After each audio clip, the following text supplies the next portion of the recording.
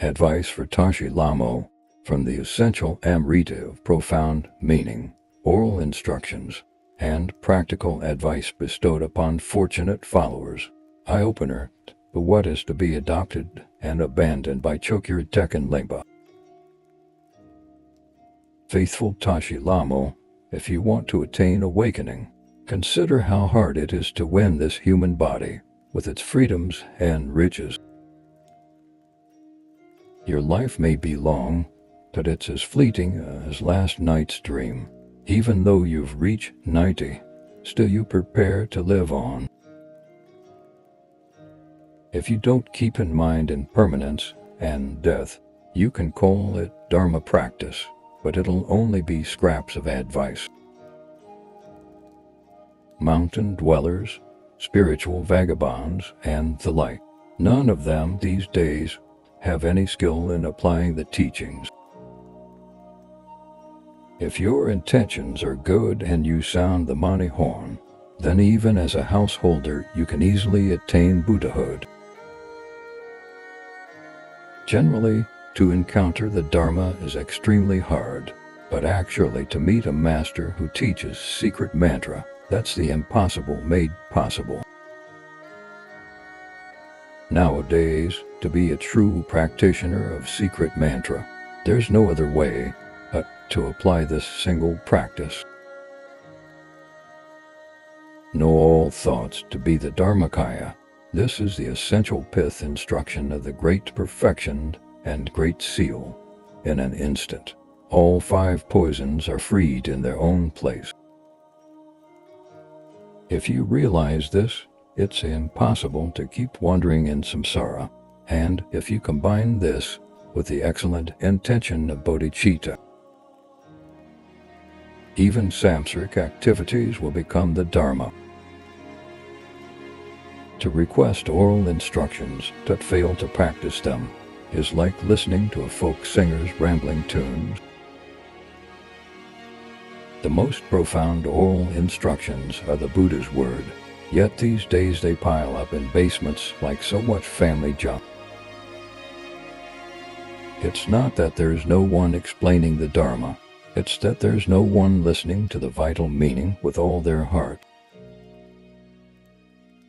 What's the use, then, of laying out the Dharma like market wares? I'll practice the Dharma later, they say, such a lie.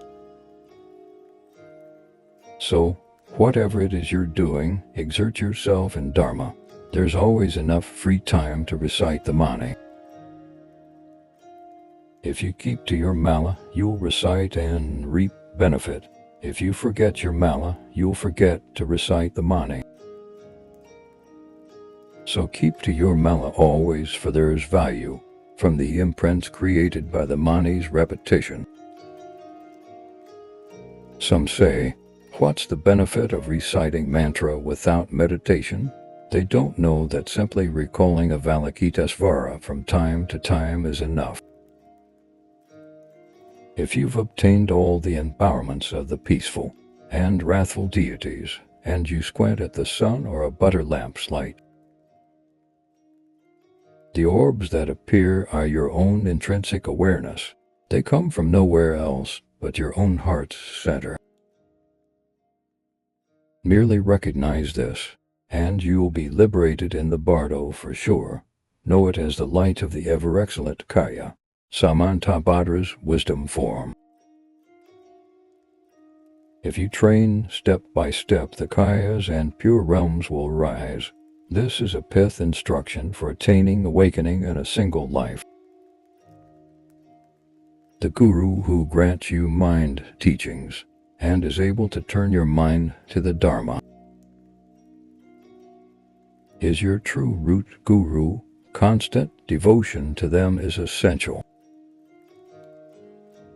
If your samaya degenerates, you'll have veered from the path, so always be careful to keep your samaya pure.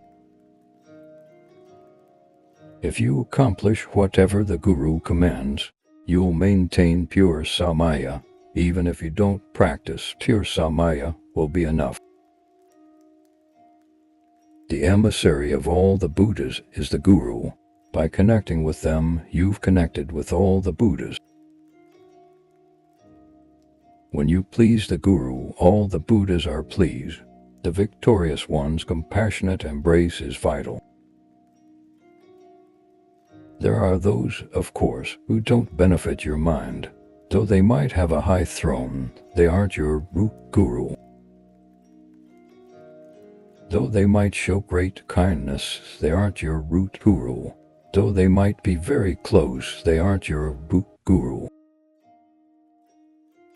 So know how to recognize your root Guru.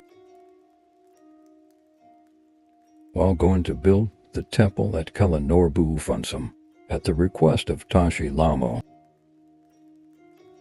the realized one, Chokgyur Dechen Lingpa, the slightly crazed man whose delusion has collapsed,